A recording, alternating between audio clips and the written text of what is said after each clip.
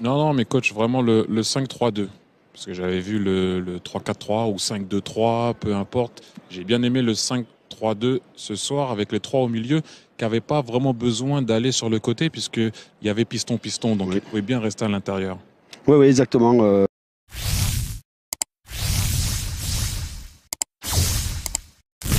L'Olympique de Marseille ne s'est pas renié ce soir, on ne s'attendait pas à autre chose, mais ils se sont fait punir par le Paris Saint-Germain et par un certain Kylian Mbappé. C'était la clé de notre match en présentation de ce classique-là, le scénario attendu En même s'est temps, déroulé. On prenait pas beaucoup de risques. Oui, On prenait pas beaucoup de risques. c'est ça le problème. Vraiment, c'est pas évident de. Quand il est comme ça, il n'était pas là en coupe.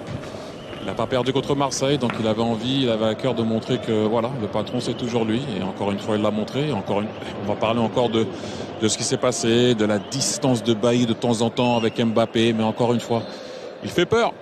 Restez avec nous, on va parler foot bien sûr, tactique, la masterclass de Thierry Henry et de Kylian Mbappé surtout. Le lapsus est révélateur tellement ils se ressemblent ces deux-là. L'enfer vécu par Eric Bailly, les réactions, les entraîneurs, projections. Même vous, vous êtes... Non, mais c'est... Mais il avait une mission ce soir, ça se voyait. C'est le petit sourire dans le tunnel. Même toi, tu l'as dit, Thibaut, il était serein. Mais en même temps, si tu vas plus vite que les autres, tu es un peu plus intelligent et tu sais servir et tu sais frapper. Tu peux être serein.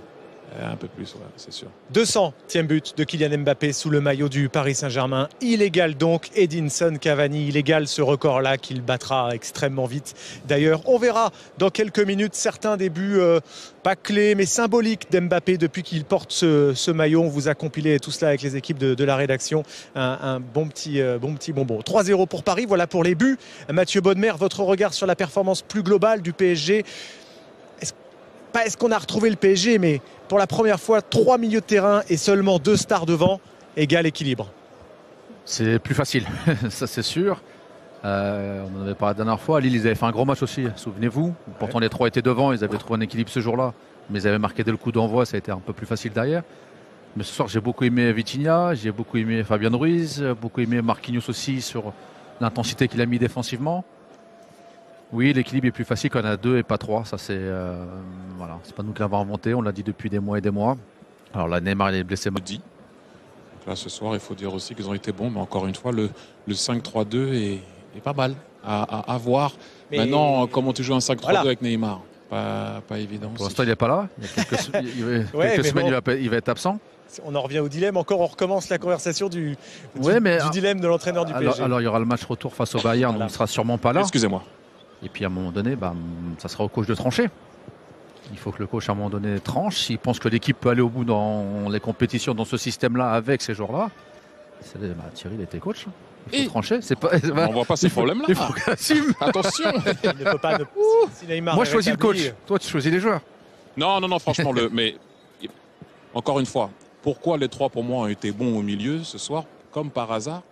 Pas la peine d'aller sur la largeur. On l'a dit tout à l'heure, les pistons, c'est piston-piston. Donc à un moment donné, quand le piston il sort et les deux monstres ils restent devant, il y a le 4-3 toujours à l'intérieur. Et puis même devant, ils ont fait des efforts. Quand même, oui, ils ont fait, mais tu regarderas, il y a pas mal d'images aussi, ils sont restés devant. Mais t'es quand même un peu mieux quand même avec 8. Bien sûr. Bien sûr. Un joueur de plus pour défendre. 8 pour défendre et 8 points d'avance également. Bravo. Très difficile. Les coachs arrivent dans quelques instants, que ce soit Christophe Galtier ou Igor Tudor.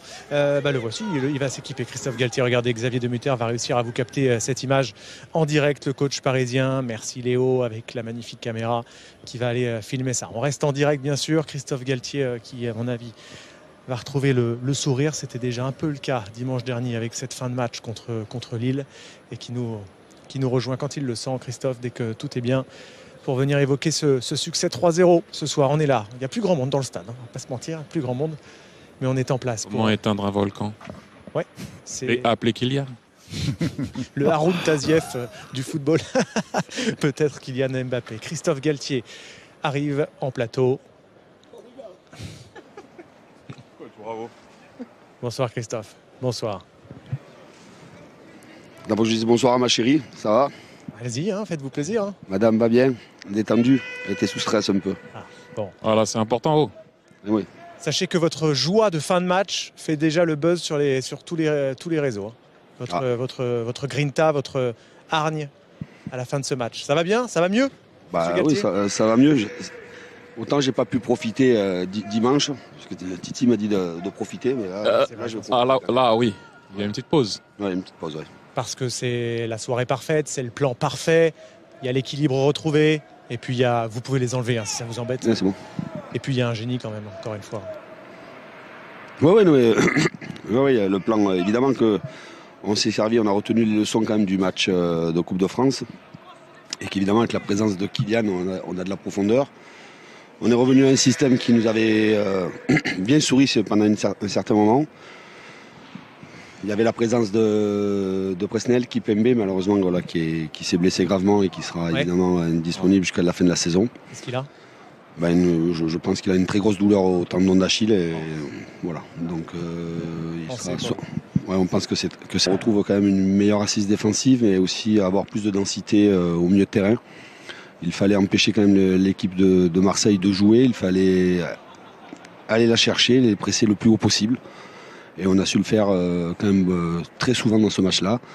Après, évidemment, il y a la qualité individuelle de nos attaquants, que ce soit Léo et Kylian, mais il y avait aussi des déplacements qui avaient été étudiés et travaillés par nos joueurs. Donc voilà, c'est un match où ça nous sourit bien.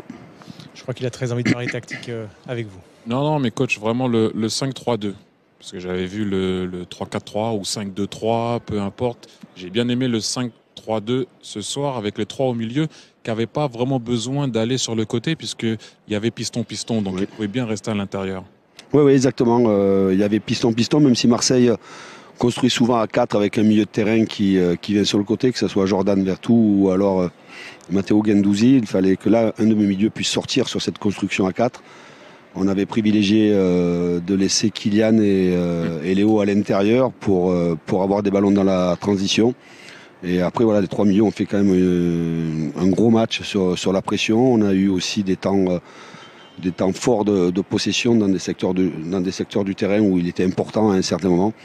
Voilà, je crois que notre victoire est méritée au vu des occasions que l'on s'est créées. On parle souvent de Léo, bien sûr. Avec la possibilité d'avoir des pistons, Nordi Mukele qui n'avait pas joué depuis 6 semaines, on savait qu'il allait souffrir. Mais voilà, quand on a à la fois des garçons comme Nuno Mendes à gauche, Nordi Mukele, voire Achraf Hakimi, ce sont des pistons très modernes et ça donne de la profondeur sur les côtés. Permettez-moi quand même, désolé Thierry, de parler de Kylian Mbappé, son 200e but avec le PSG. Christophe, tout le monde le disait, on a fait 10 minutes en avant-match, attention à la profondeur, il est de retour, ça va tout changer. Les Marseillais le savaient, Eric Bailly le savait. Racontez-nous à quel point ce garçon est hallucinant. Déjà, voilà, c'est un joueur qui a le sens du déplacement, évidemment qui va très vite, mais il va vite techniquement. Il n'a pas que des jambes, il a une vitesse d'exécution hors norme. Évidemment que ces joueurs-là sont des joueurs de stats et de records. Ce soir, il vient d'égaler ce magnifique record d'Edison Cavani. Voilà, il va lui rester des matchs et c'est une évidence qu'il va le battre. Mais évidemment que la présence de Kylian est importante pour l'équipe parce que ça donne d'autres options dans le jeu et surtout la profondeur et sa présence devant le but. On l'a vu encore une fois ce soir, Christophe. Merci d'être passé nous voir. Simplement, dernière petite question. Dans ce que l'épée de Damoclès est remontée d'1 mètre au-dessus de la tête. Écoutez, concernant l'épée de Damoclès, j'ai une relation directe avec ma direction sportive, Luis Campos, mais aussi mon président qui ont été omniprésents dans le soutien parce qu'évidemment c'était une période difficile. Ce soir, évidemment la victoire de Lille était importante de l'arracher à la fin de match. Ça dénote aussi un certain état d'esprit, une envie des joueurs d'aller chercher jusqu'au bout une victoire qui était quand même bien compromise. Et ce soir, le visage de l'équipe, évidemment, vous donne du baume au cœur. Et il faudra évidemment renouveler ce genre de performance. Quand on est capable de faire ça ici au Stade Vélodrome, et il faut être capable de le faire de partout. À Munich, notamment. Voilà, on verra bien. Il m'a remis l'épée. Non, je l'ai remonté. Il a dit elle est au-dessus. Quoi qu'il arrive, elle est au-dessus. Elle est remontée d'1 mètre. Là-haut, elle est toujours au-dessus avec Thibaut. C'est ce métier. Hein. C'est ce métier-là. Bon. Voilà. Merci à vous. Merci Christophe. Merci d'être bon retour. là. Merci beaucoup, c'est gentil. C'est gentil. Bon retour à Paris. Christophe Galtier, un homme heureux ce soir, victorieux avec son Paris Saint-Germain 3-0 face à l'Olympique de Marseille. Et qui en profite pour aller saluer quelques connaissances ici, évidemment. Mais c'est mieux, c'est quand même mieux quand tu gagnes. Enchaîner des victoires, c'est toujours mieux quand même. Ça vous a plu la métaphore épée de Damoclès? J'ai essayé de... Oui. T'as quand même dit au-dessus de la tête. Elle est toujours au-dessus de la tête, l'épée. Oui, mais elle est peut-être un peu remontée ce soir grâce à cette victoire. 3-0.